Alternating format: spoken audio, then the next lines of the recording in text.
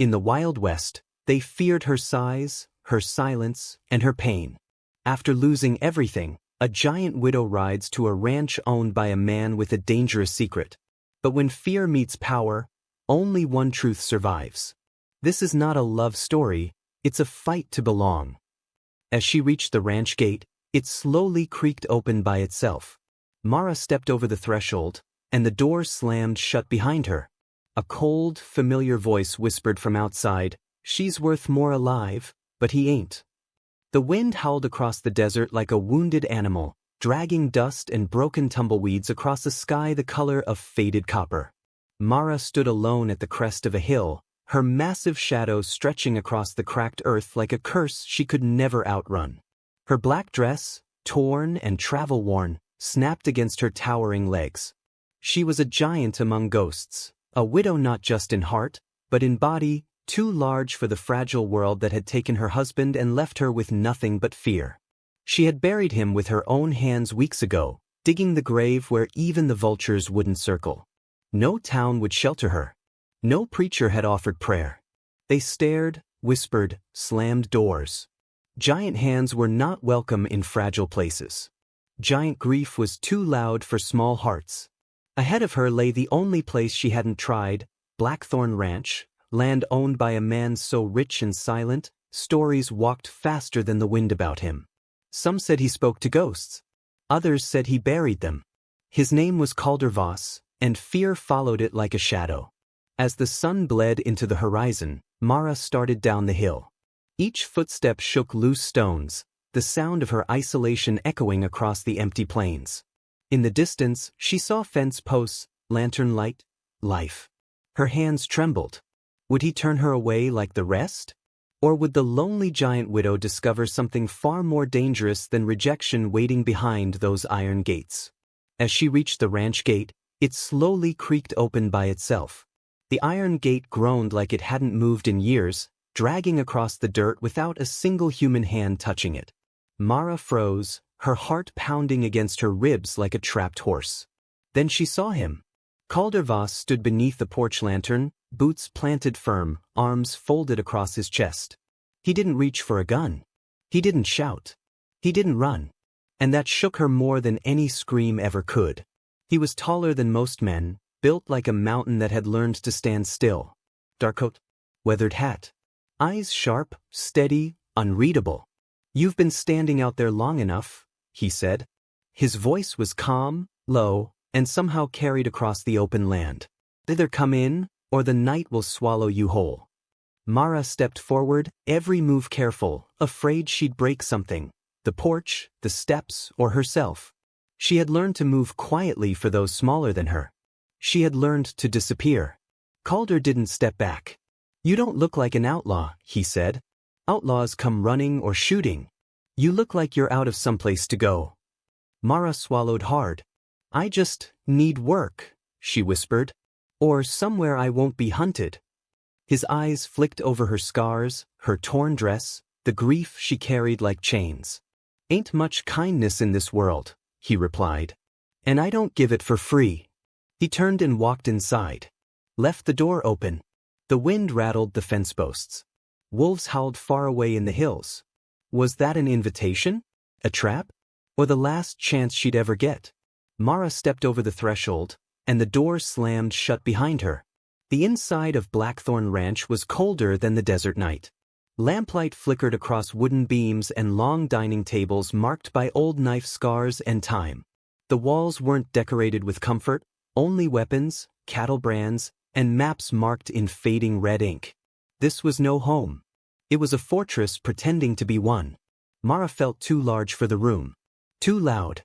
Too visible. Calder poured coffee, never taking his eyes off her. Steam curled like ghosts between them. "You ain't the first person to crawl through my door afraid," he said. "But you're the first who looks like she could tear it off its hinges and still chose not to." Her hands tightened at her sides. "People don't like someone like me," she said. "They think strength makes me dangerous." "Strength doesn't make a person dangerous," Calder replied. "Fear does." Outside, thunder rolled. A storm gathering strength. Or riders. Mara noticed the rifle by his chair. The second one by the wall. Do you get many visitors? She asked. He didn't answer. Just listened. In the distance, hoofs. Many. Calder moved to the window. His jaw tightened. You brought trouble to my ranch, he said quietly. Her heart stopped. I didn't. I believe you, he replied. That's what scares me. He grabbed his rifle and tossed her a heavy coat. You stay behind me, he commanded. The giant widow and the silent rancher moved toward the door as shadows gathered outside. Lantern light flashed across rifle barrels pointed straight at the house. The storm hit like a gunshot. Rain crashed against the land and turned the dust to mud in seconds. Lighting split the sky open, revealing 6 riders, faces wrapped in black cloth, rifles in hand. Not bandits. Not drifters. Hunters. Calder stepped onto the porch with deadly calm, rifle resting against his shoulder. This ain't public land, he called out. You got 3 seconds to turn your horses around. One rider laughed. Ain't here for you, Voss. We're here for what's inside. Mara's hands trembled. She shrank back into the shadows of the doorway, ashamed that danger followed her everywhere. Calder cocked the rifle. 1. The riders raised their guns. 2. A thunder crack shook the sky. 3. The world exploded. Gunfire shattered the night. Wood splintered. Horses screamed. One rider fell hard into the mud. Chaos swallowed the ranch. Mara felt something shift inside her, fear turning into fire. She stepped forward onto the porch.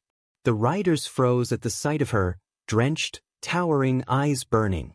You want something? She roared. Come take it. The men hesitated. Only one didn't. A second rider pulled the trigger straight at her chest. A bullet tore through the storm toward Mara. The bullet struck. But not Mara. Calder moved faster than thunder itself, stepping in front of her and firing in the exact same breath. The rider was thrown from his horse as Calder staggered backward. Blood bloomed through his coat. The storm seemed to quiet as Mara caught him. His weight, heavy, human, real, collapsed against her. No, no, no, she whispered, hands shaking as she pressed them to the wound. Riders scattered into the dark, retreating like cowards.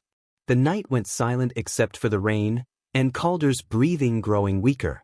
She carried him inside without thinking, splintering the doorframe by accident.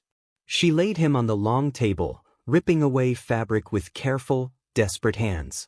Why? She whispered. You didn't even know me. His eyes half opened. That's why, he replied weakly. People deserve a chance before the world decides their worth. Her tears mixed with his blood. Outside, thunder rolled again. But this time it didn't sound like storms. It sounded like distant hooves returning. And Calder's wound was worse than she thought. As Mara tried to stop the bleeding, the lantern light flickered, and shadows appeared in the windows. The lantern flame flickered like it understood fear. Mara's massive hands, so often a curse, now worked with trembling precision as she pressed cloth against Calder's bleeding side. Blood soaked through faster than she could think. Each second felt like an hour. Outside, the faint sound of hooves ghosted through the wind, too steady to be thunder, too distant to be ignored. The windows breathed shadows. You can't die, she whispered to him, her voice cracking. I didn't come all this way just to watch another man bleed out. Calder let out a shallow breath, half smile tugging weakly at his lips. Wasn't planning on it, but death never asked me first before. The floorboards creaked. Mara froze. Something moved outside the house. Slow, deliberate, patient. This wasn't a retreat. This was a test. Someone was watching to see if Calder would fall. She realized then, this wasn't about her. This ranch had enemies long before she stepped through the gate. And now she was part of it.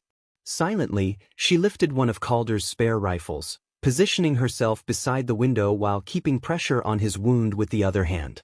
Her heart pounded loud enough to betray her. A shape passed the glass. A face she didn't recognize. A smile she did. A cold, familiar voice whispered from outside, "She's worth more alive, but he ain't." Thunder faded. Horses stopped. Then came boots in the mud. Mara stood between Calder and the door, rifle gripped tight as her lungs burned with fear. The knock came slow, polite, controlled. "Open up, widow," the voice called. "We ain't here to fight. Not tonight." Her blood turned to ice. They knew her. Calder stirred weakly. "Don't," he mouthed. Mara stepped closer to the door anyway, careful enough not to crack the old wood beneath her weight. "What do you want?" she called back. A shadow passed beneath the lantern light. "A name," the man answered. "Name of the fella you buried out there in the dust." Her chest tightened. The world tilted. "You don't get to say his name," she hissed.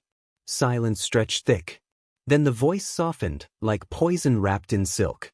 "He wasn't meant to die. He was meant to deliver you."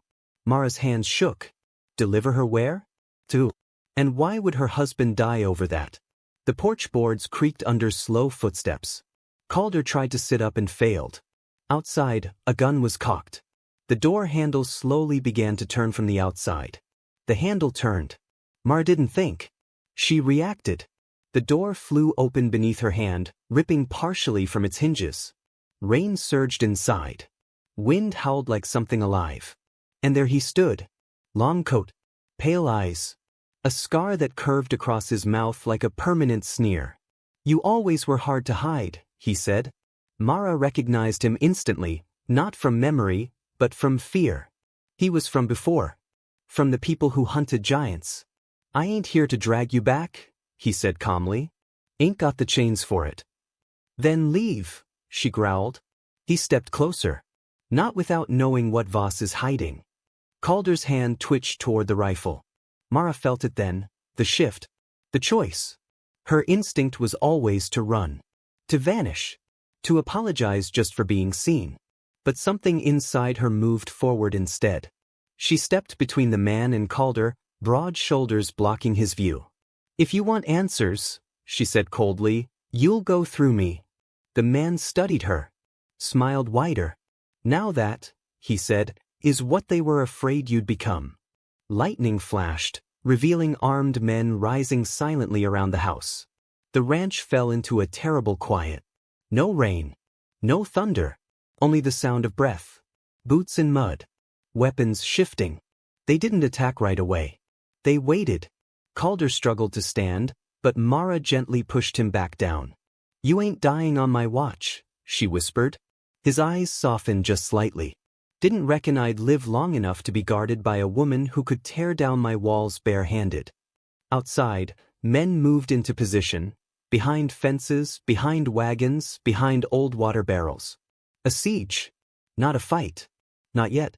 Psychological. They wanted her exhausted. Afraid. Doubting herself. Mara wrapped a shawl tighter around Calder's wound and loaded the rifle calmly. The storm had passed. Now the silence felt worse. From beyond the fence line, the scar-faced man called out, "Sun'll rise in an hour. By then either you walk out, or we burn the place down and sift through the ashes for what's left." Mara's body went cold. Calder whispered, "He ain't bluffing." She looked at the walls. The ceiling. The weapons. Felt the weight of him. The fear of herself. The fear of losing another soul who had chosen to protect her. She made a decision. Mara quietly opened the back door by herself. The night air was sharp. Waiting. Mara stepped outside alone. No rifle visible. No shout. No fear. Just the sound of her boots pressing into wet dirt and quiet breathing. From the shadows, rifles lifted. The scar-faced man stepped into the moonlight. "You shouldn't have come alone," he said. Mara stopped walking. "I didn't," she answered, though no one stood behind her. Calder's words echoed in her chest. "Fear is more dangerous than strength." She lifted her chin. "You want the truth?" she said. "You want answers?" The men leaned in closer. She took one more step forward. Heart steady now. Voice clear. "My husband died because he refused to sell me like a weapon." The world froze. The men exchanged looks. "What?" the scarred man whispered. Behind her, inside the house, the floorboard creaked. Calder had stood up. And he had a gun. A rifle clicked behind Mara's head. The click behind Mara's head sounded louder than any thunder. Time stretched thin as a razor. The scar-faced man's breath fluttered against the back of her neck. His rifle barrel hovered just behind her ear. The desert air felt thick, like it could snap if anyone moved too quickly. Inside the ranch house, Calder stood fully upright now. The gun in his hand wasn't shaking. His eyes weren't blinking. He saw the line of fire. He understood the geometry of death. He had lived his life measuring moments like this. "Don't," Calder said calmly. The word cut through the night like a blade through silk. The man behind Mara hesitated. Just a fraction. It was enough. Calder fired. The flash lit the yard like a violent sunrise. The bullet tore through the darkness, striking the armed man behind Mara. Blood hit the dirt. The rifle dropped. Chaos erupted in a heartbeat. Horses screamed. Men shouted. Guns came up everywhere. Mara turned and moved on instinct, scooping up the fallen rifle from the dirt as bullets carved lines through the air around her. The world exploded into light, sound, and fire.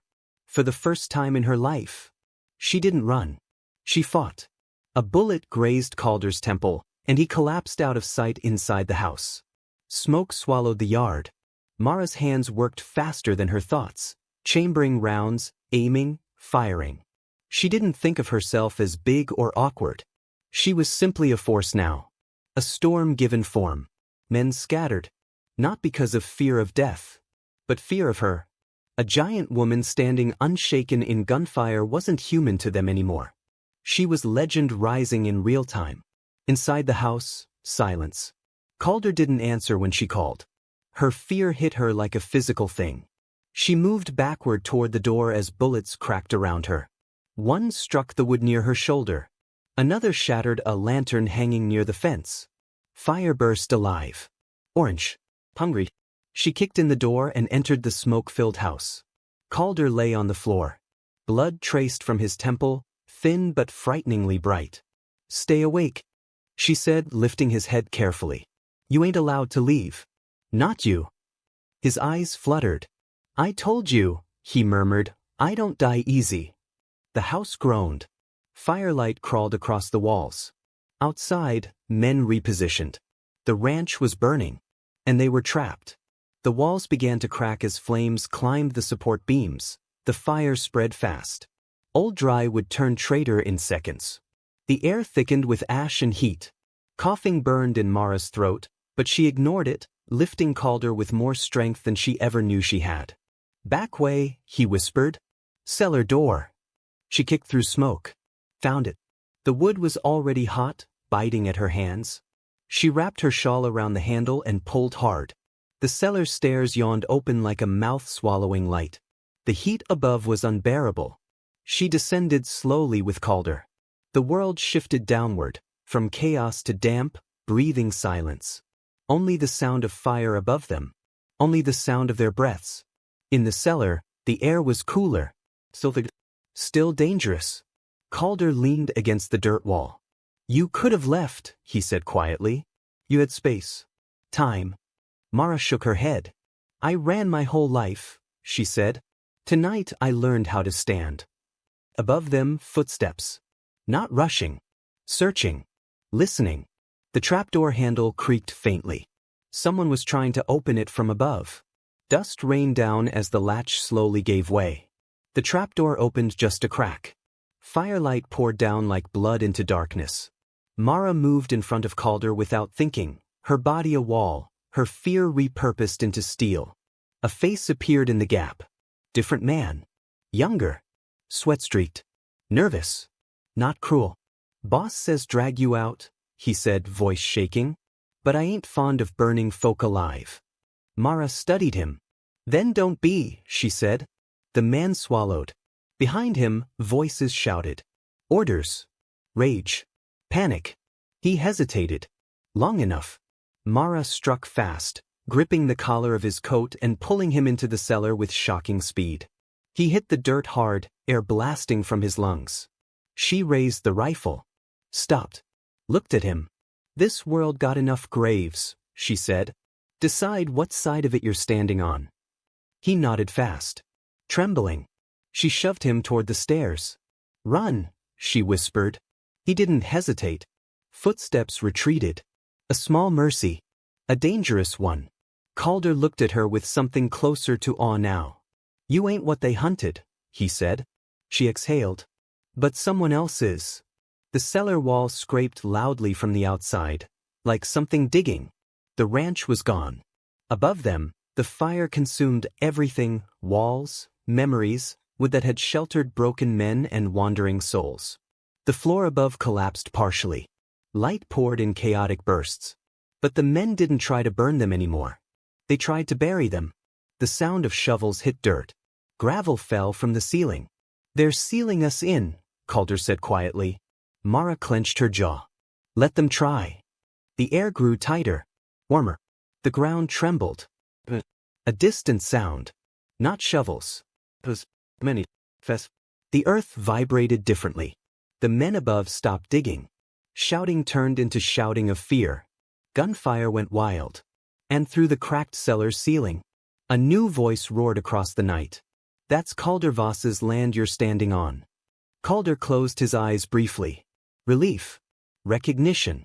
Mara looked up. Who's that? He smiled faintly. That, he said, is the only man more dangerous than the ones trying to kill us. The cellar's ceiling began to split open violently from above. The cellar's ceiling exploded inward with a crash of dirt, firelight, and falling wood. Cold night air rushed in like a blessing. Above them, silhouettes moved fast. Riders, rifles, long coats snapping in the wind. Horses stamped and screamed. Gunshots fell like thunder from the sky. Mara shielded Calder as dirt fell across her shoulders. She looked up and saw him. The man on the black horse. Broad-shouldered. Weathered. His voice carried power across the chaos. Anyone still digging better start praying. The attackers panicked. Not because they were losing, but because they'd been found. The cellar walls trembled as rope dropped down. A hand extended toward Mara. She hesitated, then took it. She pulled herself and Calder up into the fresh night, coughing ash, blinking against moonlight. The ranch was nothing but fire and bone. But they were alive. The rider on the black horse looked at Mara like he already knew her soul. Then he looked at Calder. Was wondering when you'd stop hiding, the rider said. Calder smirked faintly. We weren't hiding, Calder answered. We were protecting her. Dawn painted the desert in soft blood-orange light. The attackers were gone. Some dead. Some vanished. The survivors said nothing. They didn't need to. The black horseman, Elias Crow, sat beside a small fire with Mara and Calder. Coffee steamed. The air felt like something before a storm. Elias spoke without looking at Mara. You were never meant to be hunted, he said. You were meant to be controlled. Mara's hands tightened into fists. He explained. Years ago, people like her, giants, were used as living weapons. Bound with contracts. Sold. Broken. Her husband had discovered the truth. And died burying it. He saved you, Elias said. Mara felt the grief dig deeper than ever before. But it felt cleaner. Calder looked at her like she had changed shape in the fire. Not smaller. Not normal. Stronger. Still alive. Elias leaned forward. They ain't done hunting you. Riders prepared to leave. The morning wind tasted like endings. Mara stood between twisted fence posts, staring out at the desert. A place that once meant fear, now felt like challenge. Elias's men could take her away. Hide her. Protect her. But protection felt too close to chains. Calder stepped beside her. You can leave, he said. No shame in that. She looked at him. Looked at the ruins. The ash. The dust. Her roots didn't feel small anymore. I won't be hidden, she said quietly. Calder nodded. Elias approached. You stay, he said. They'll come again. Mara met his eyes, unflinching. Then let them. Silence. Then a grin from Elias. A slow nod. Respect. The kind no chains could give. A distant dust cloud began rising on the horizon. The dust cloud wasn't a storm. It was riders. Many. More than before. Word had traveled. And the desert watched. Calder loaded his rifle slowly. Calm as death. Elias mounted his black horse. Mara stepped forward into the open. Not hiding. Not shrinking. not apologizing. The ground felt steady under her feet. This wasn't a battlefield. This was a statement. The riders approached and stopped. Face to face. Silence met silence. The leader raised his rifle. Calder raised his. Elias touched his gun.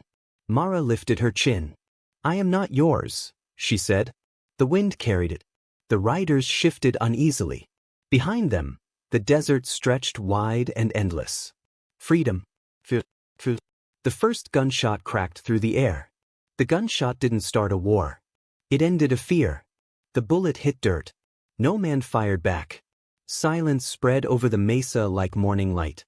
The men looked at Mara, not as prey, not as weapon, but as storm, as truth, as something too real to be owned. The leader lowered his rifle. He turned first. One by one, they followed. Dust swallowed them. No chains. No capture. No more running. Calder let out a slow breath. Elias tipped his hat. Mara stood alone for a moment. Not weak. Not small. Not hidden. The desert wind wrapped around her like a crown instead of a cage. For the first time in her life, she didn't feel like a mistake. She felt like a beginning. That night, under a wide cold sky, Mara lit a small fire. Calder sat beside her. Elias rode away. The ranch was gone. But she wasn't. She looked into the flames and whispered words meant only for herself. "I am not what they tried to make me." The wind carried it across the Wild West. Across dust. Across history. Across legend. She lifted her face to the stars. And finally, she felt whole.